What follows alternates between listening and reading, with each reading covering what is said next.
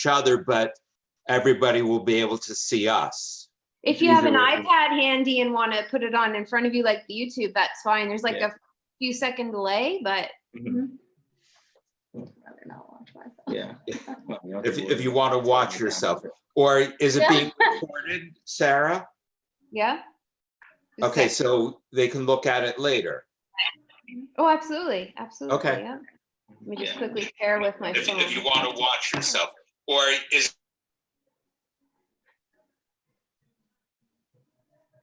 you can look at it later. Right, exactly. Okay, so we're live on YouTube now. If you want to watch yourself.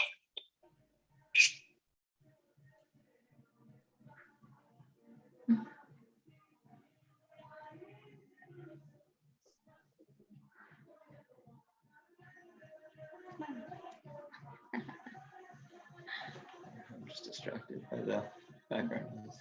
Yeah, try to put it out of your head. Oh, okay. Don't do that background. What? Background. Yeah, try to put it out of your head. Oh, okay.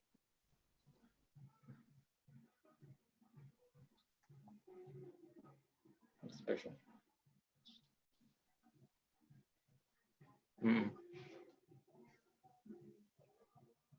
Cool.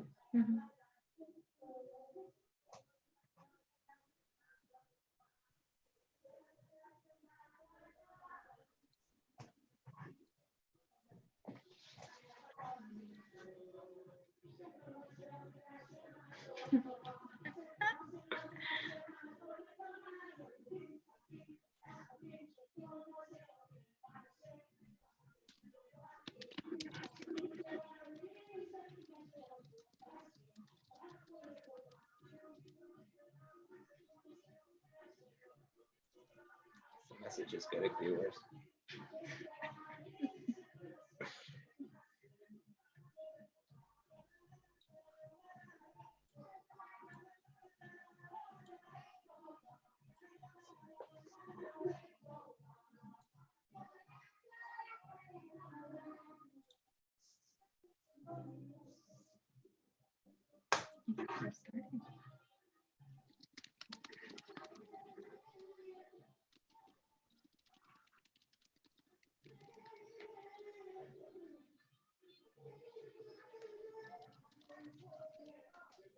Good.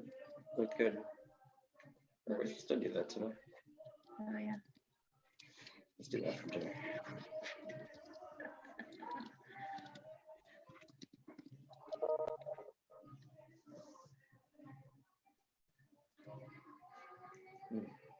We know the amount that we have to.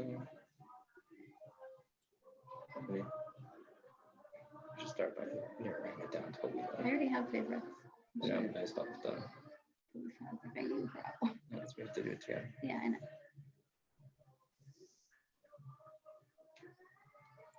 You want to do something like it's just it's going through our favorite. It saves it. Focus on the email I just used.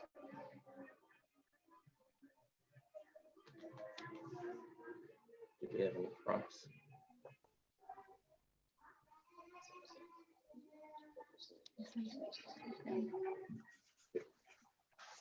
Remember now on YouTube.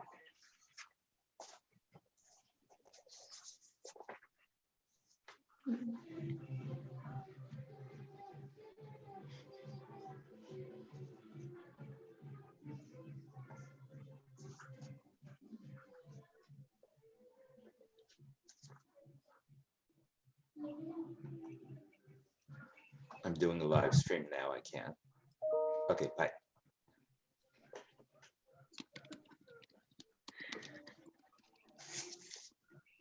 Doing a live stream now. I can't.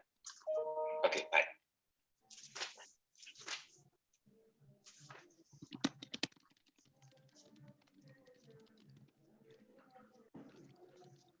Delay continues.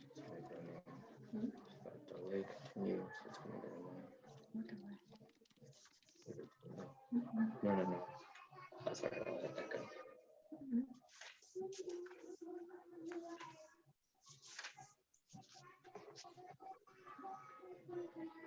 I mean that. No. It was occurred twice. I think he said twice. Yeah. No.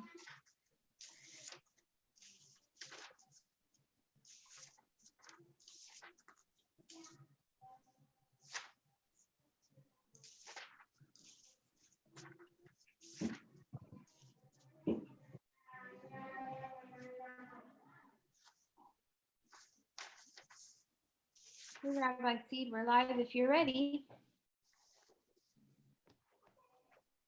Good morning, everybody, and Chag Sameach.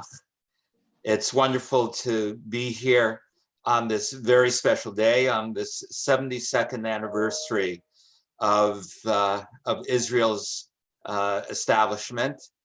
And we're going to be doing something very special to give you a unique spirit of this day. And I have invited two members of my family, and they are my son and daughter-in-law, Joshua and Rabbi Seed. And you can see them in a picture that was taken at their wedding just a few months ago on August 28th. And they are still happy and still smiling, as they always are, as you can see from this picture of their wedding. But now they're in a different place. They're back in Jerusalem. And what I would like to do today is to have an opportunity to dialogue with Abby and Joshua. If you have any questions that you'd like to ask of them, please feel free to do so. You can use the chat button. I'm also working with our media specialist, with Sarah, who is helping to produce this event for everybody. So again, live from Jerusalem and Toronto, I'd like to welcome and introduce Joshua and Abby Seed. So here's a picture from the wedding, and here they are in person in their apartment in Jerusalem. So Chag Sameach to both of you. Thank you. Chag Sameach to you as well. Yes, thank you for inviting us to be a part of today's event.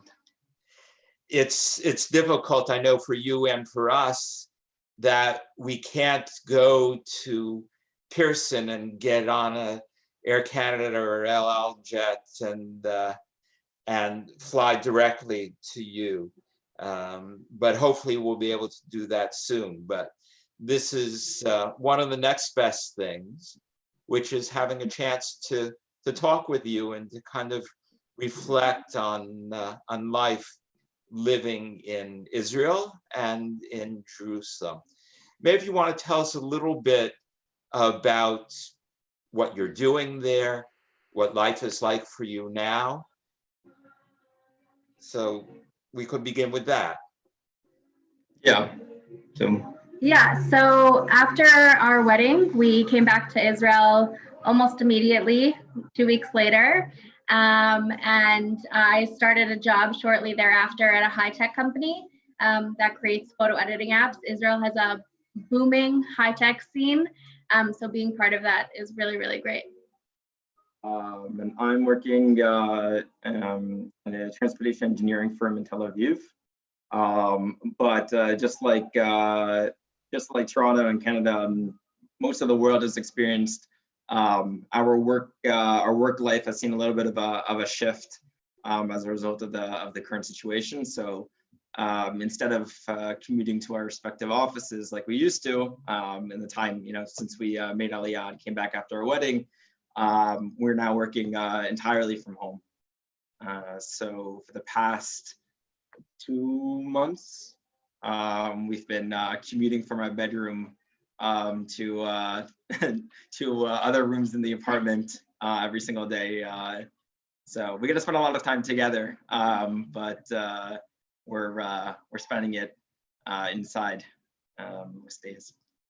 Well, I'm sure it's not how you expected to spend your first year of marriage after the wedding. So it's quite unusual way to really get to know each other very, very well. Yeah. So what has life been like for both of you in the country, living under quarantine, and especially living in Jerusalem, in the capital of Israel? What's that been like? So I'd say that Israel very quickly took very strict precautions. They shut things down almost immediately. Travel was limited, both by buses and like flights in and out of the country. Like works shut down, offices, they didn't allow big gatherings very early on. So they did a lot to prevent the spread. But obviously it just takes a really long time to see the effects. Right, because of the number of proportionally Israel's a small country, but Israelis tend to travel a lot abroad. So that was a big worry early on, is that because it's a small country and it would have it would easily spread within people living fairly close to one another. They took a lot of precautions that other countries didn't, which was the requirement that if you were coming from abroad, you immediately have to self-quarantine for 2 weeks, which meant that you saw, even before it spread to the degree that it did in Europe, North America, you already saw airlines canceling their flights to Israel, which meant that they limited the spread from abroad, and they were just working then to contain its spread within Israel. So I think my understanding, the big difference then that you saw from North America was that we had restrictions just on the distance that we could go from our home outside. So, just like in America and in Canada, where they closed non-essential businesses, we had the additional step, which was that unless you're going from work or to pharmacy or something like that, you were not expected to leave your home except for small, short exercise periods, but otherwise you're expected to stay at home pretty much. So much so that they canceled buses, like they would limit the bus schedule to be from at 9 o'clock at night, there was no more transportation like within the city. And then on Thursdays, by Thursday night, there was no more city transportation until Sunday morning. Like they didn't want anybody moving around over the weekends when people normally get together. So how far can you go from your house? So originally, during its most restrictive manner, it was 100 meters. Again, if it's not for a purpose that's considered essential, like helping an elderly family member, food, pharmacy, etc. Now it's been extended to 500 meters, and slowly they're starting the process of trying to, in stages, restart the economy and education up to younger grades in order to slowly ease back in and see if the spread is able to be contained as they ease the economy back in. You were also telling me that if I were to get a flight to Israel, I should only be so lucky, what would happen once I would arrive in Israel? So it's actually a dual faceted question, because still right now there are restrictions on non-citizens or non-residents being allowed into the country. So for example, Josh and I are citizens. So if we were in Canada and flew back to Israel, we would be allowed back in the country. Somebody without citizenship at the current state would not be allowed into Israel. That being said, if citizens were outside the country and came back in, there is you could take over about that. Yeah, the Ministry of Defense, in conjunction with the military, has taken control of bringing all passengers that fly into the country to hotels for a mandatory period of 2 weeks of quarantine under the auspices of the IDF. So during the first stage, when for instance, I was abroad a month and a half ago, I was allowed to go home on my own and go into self-imposed quarantine in my apartment. Now they've taken the further step of bringing every single person that comes from abroad into a hotel and making sure that they quarantine by putting them there. I know that was one of the concerns that they had here in Canada, that people were still continuing to fly into the country, but no one was monitoring where they went. So you had issues based on that. But it sounds like Israel, as you said, particularly in those circumstances, has been much more strict. Let's talk about Yom HaShoah and Yom HaZikaron and Yom HaAtzmaut, yesterday and today. Tell us a little bit, because I know you've been in Israel for some time. This is not your first visit. Joshua, you've been in Israel now for 3.5 years. And Abby, you've studied in Israel over the course of the last few years. If this were a normal time, what would you be doing for Yom HaZikaron and Yom HaAtzmaut? And what's different about this year and what's happening this year for Yom HaZikaron, Israel's Memorial Day, and Yom HaAtzmaut, Israel's Day of Independence? Right, so Yom HaZikaron is obviously quite a personal day for the country. Just the sheer number of fallen Israeli soldiers that are remembered, together with the victims of terror that was added on a number of years ago. So the day memorializes both fallen soldiers and victims of terror. So it's not hard to find a family that knows somebody personally who's memorialized on the day. But obviously, the day took on a different nature this year. It's normally observed by people visiting by tkasim, by ceremonies, together with visiting during the day during the daytime, visiting cemeteries. But again, like all the other restrictions, it was put in place the closing of cemeteries to make sure that there wouldn't be large gatherings, which was difficult because you can imagine a bereaved family that mourns this day together with the rest of the state is used to going and visiting the grave, perhaps of a child or a sibling, a parent. They now need to memorialize them, in a much smaller and limited capacity, and it's obviously. Right. I just put up for everybody to see a picture of Joshua when he was in the IDF. He was in Givati as a sharpshooter. So here's a picture of Joshua while he was in the army.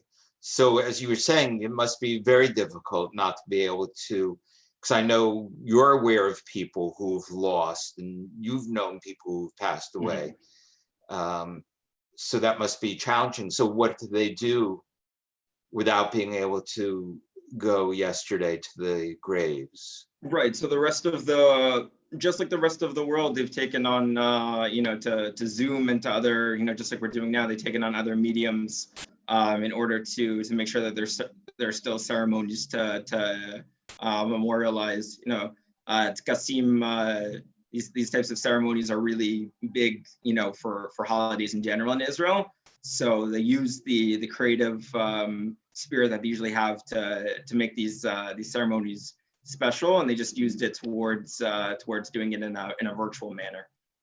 in addition, if I'm not mistaken, in the past, every grave of a fallen soldier will have a current soldier stand by their grave on Yom HaZikaron. And if I'm not mistaken, the IDF did that again this year, despite like not having the family around, so that they made sure that every grave was visited, so that they were thought of and remembered on that day. Right.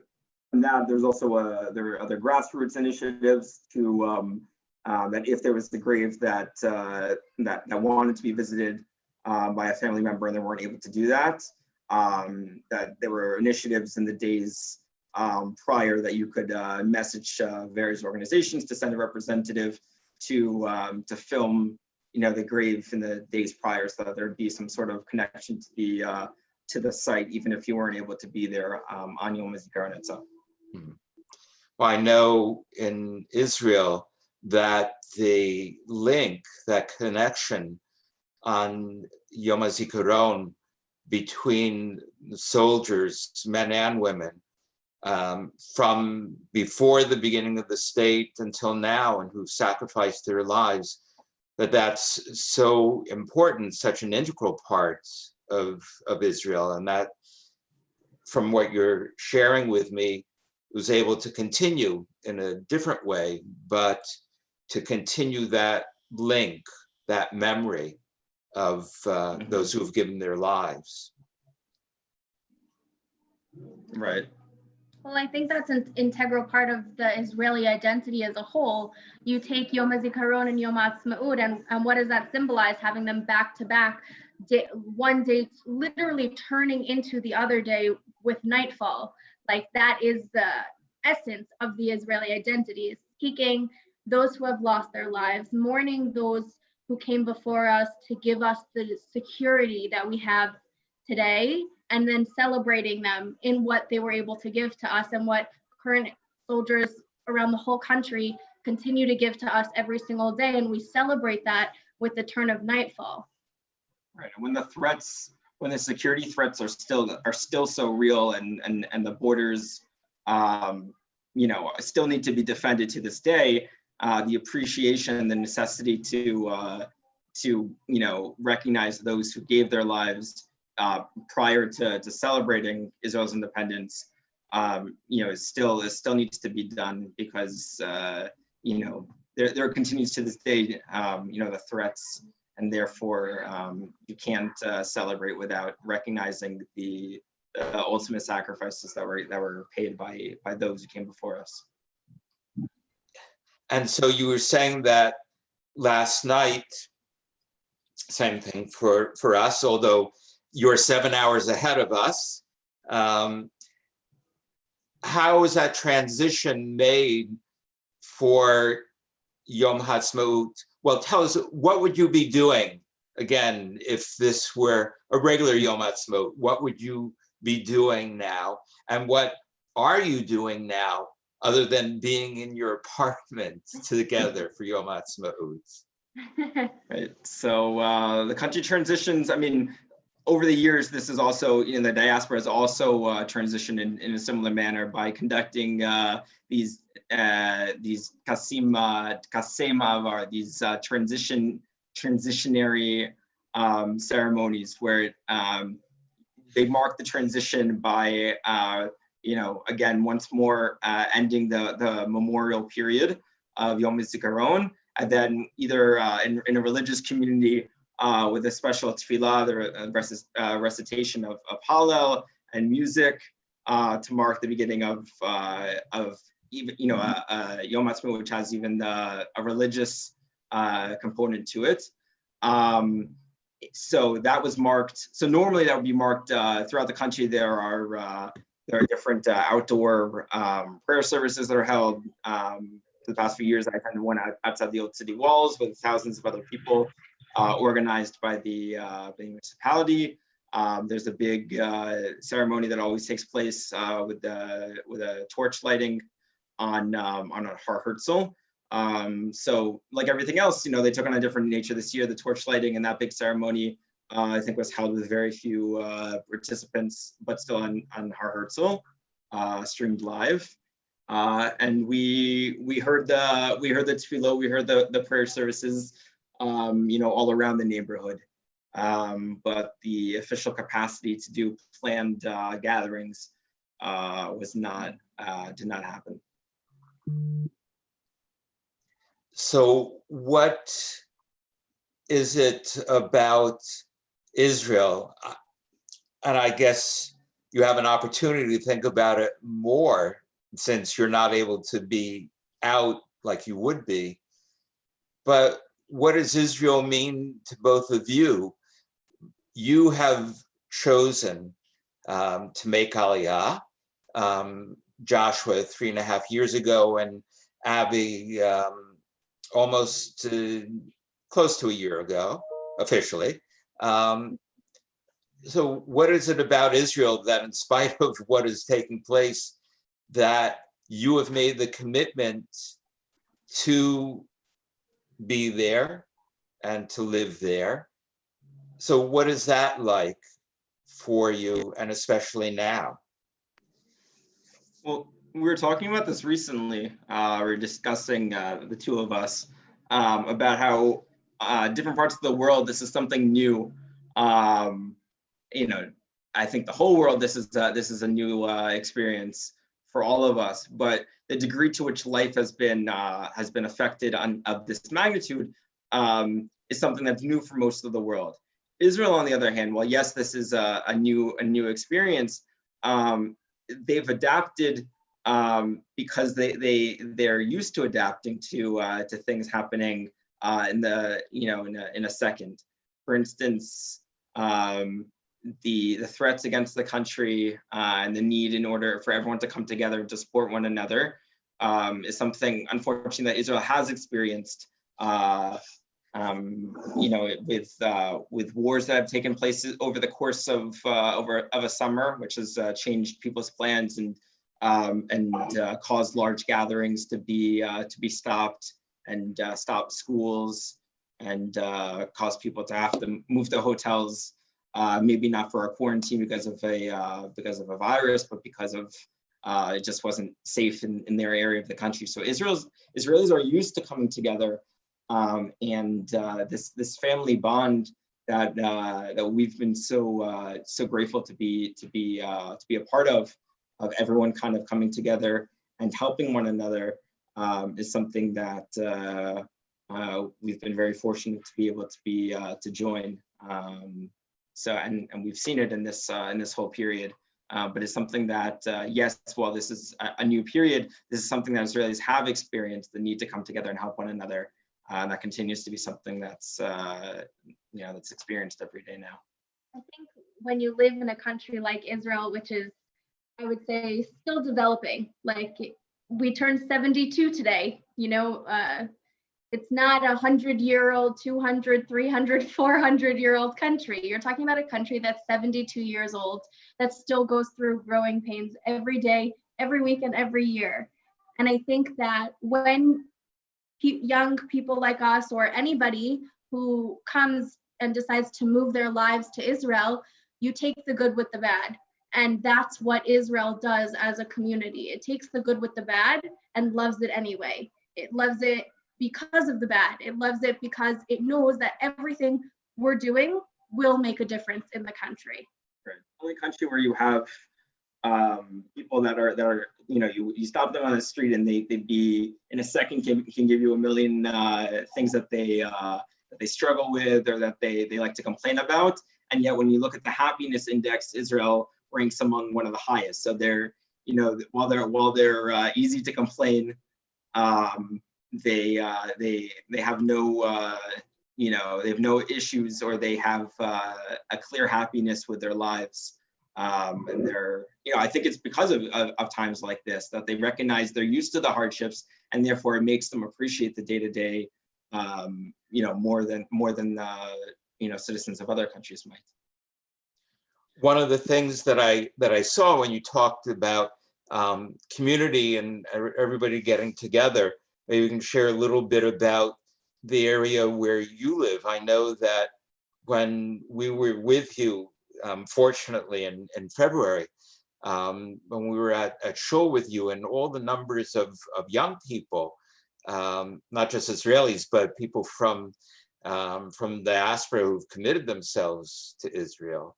I thought that was something that was very special. Maybe you can reflect a little bit about that and the kind of chevra that you have.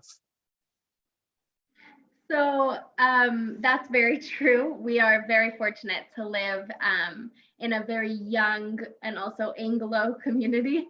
So we are surrounded by people around our age, plus or minus like a couple of years.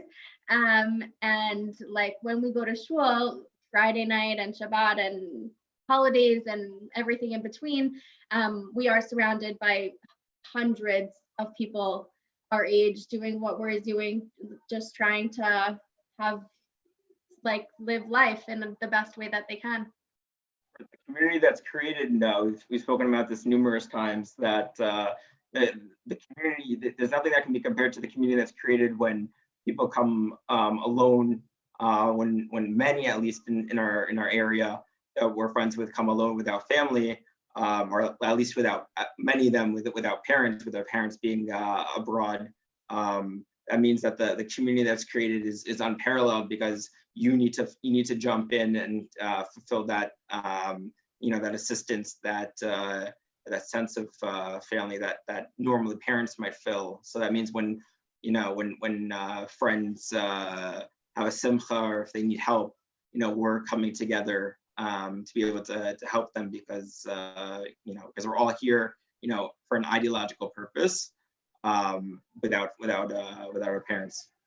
I know that's certainly true. Just to give a few examples of where you are, I know that Lisa Nerman and Alan Goldstein, that their son Simcha lives nearby, and his fiancee Jenny, and also Ashley Oppenheim, the granddaughter of our members, Sandy and Harold Oppenheim, also live near you as well. So there's perhaps hundreds of people like you.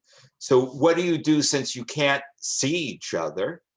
So what do you do to, again, continue to maintain community with your friends, with your family on every day, but also again on this day? I think that just like the rest of the world, we're doing as best as we can to stay in touch with our loved ones in our community here. So, WhatsApp, Zoom, FaceTime, we're trying to push through as best as we can, making plans for the future, although we don't know when those plans might happen. But let's have a Shabbos meal. Let's make sure when this is done, we'll all go to the park. And I think it's like keeping that hope, that reassuring, remembering that other people are going through this too, and that you do have your friends and your community waiting for you just past our 100-meter limit to continue as best as we can.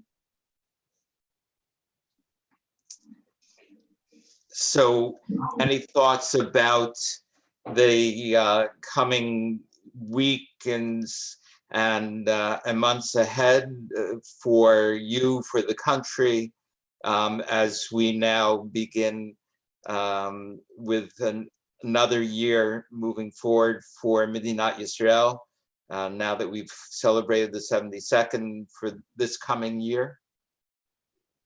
So they announced today in the news that Israel now has more people that have recovered from COVID-19 than are currently in the period of trying to get better.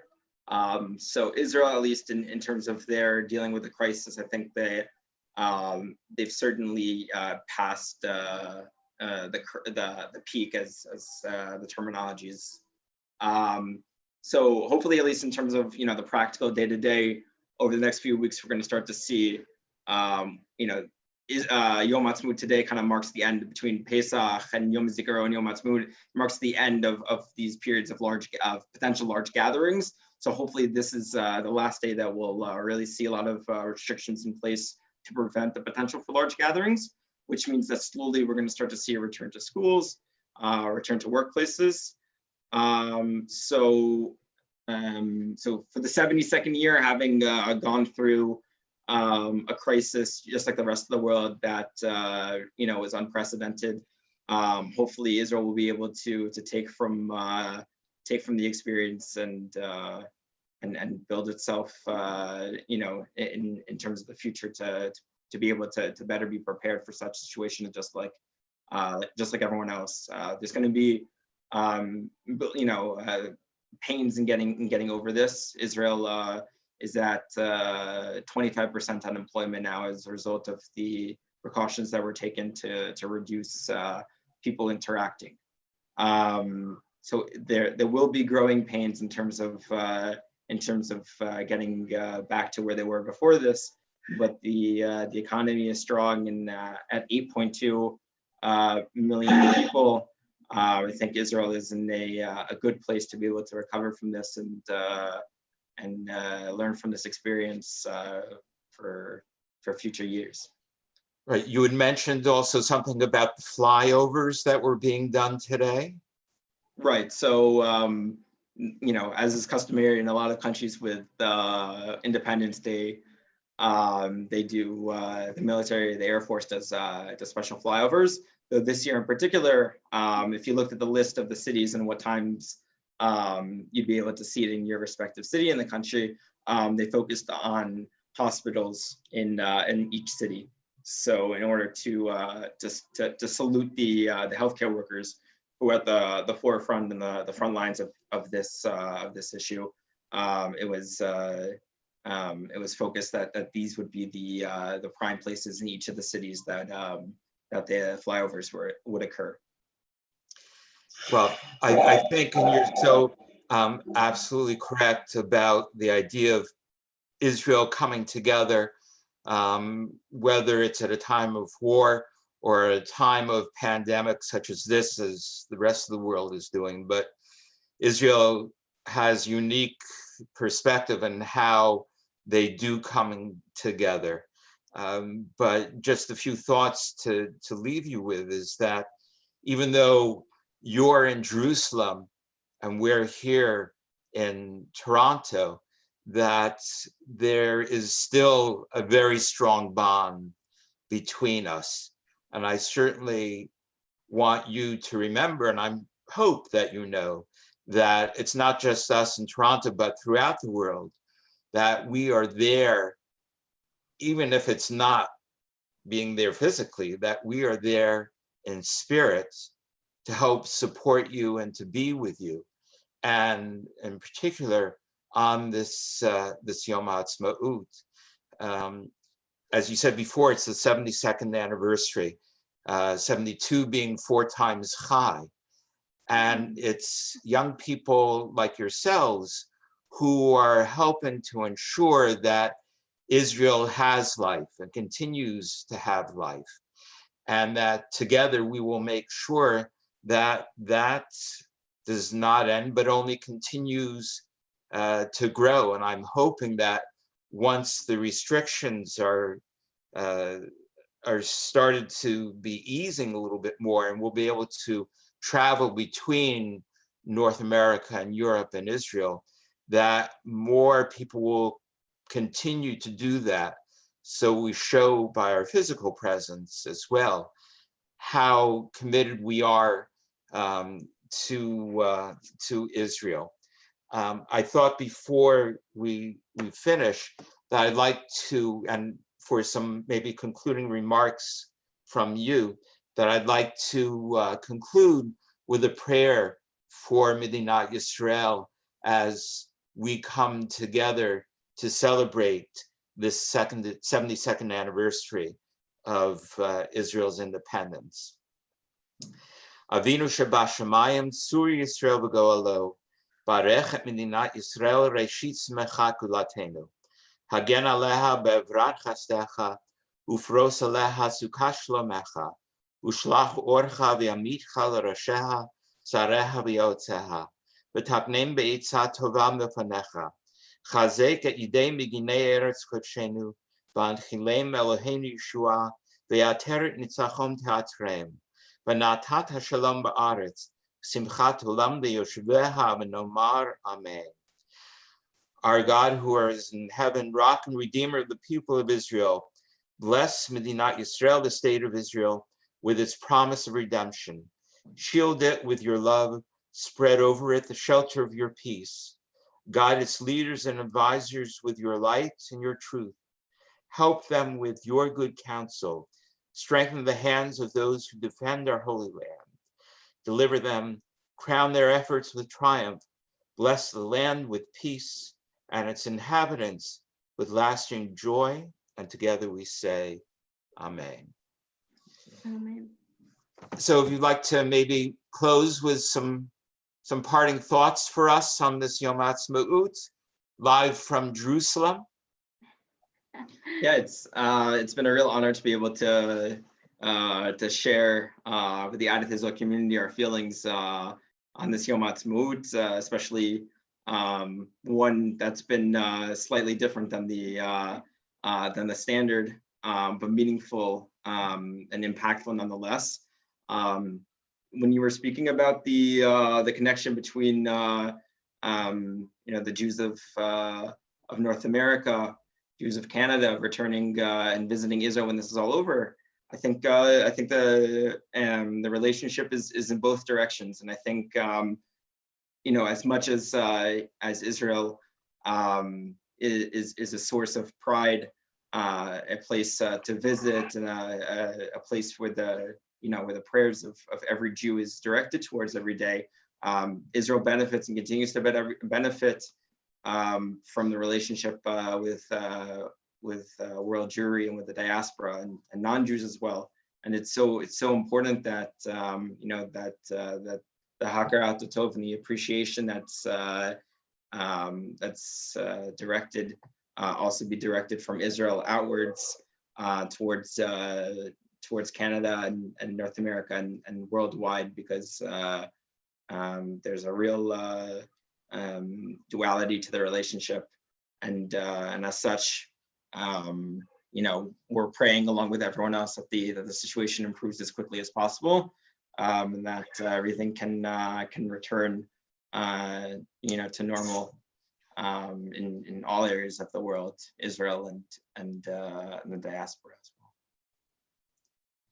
So thank you again both so very much, and we look forward to hopefully seeing you again online, but also we hope in the physical sense as well. So Chag Sameach and happy Yom Ha'atzmaut. Thank you for having us. Bye. Bye. Bye.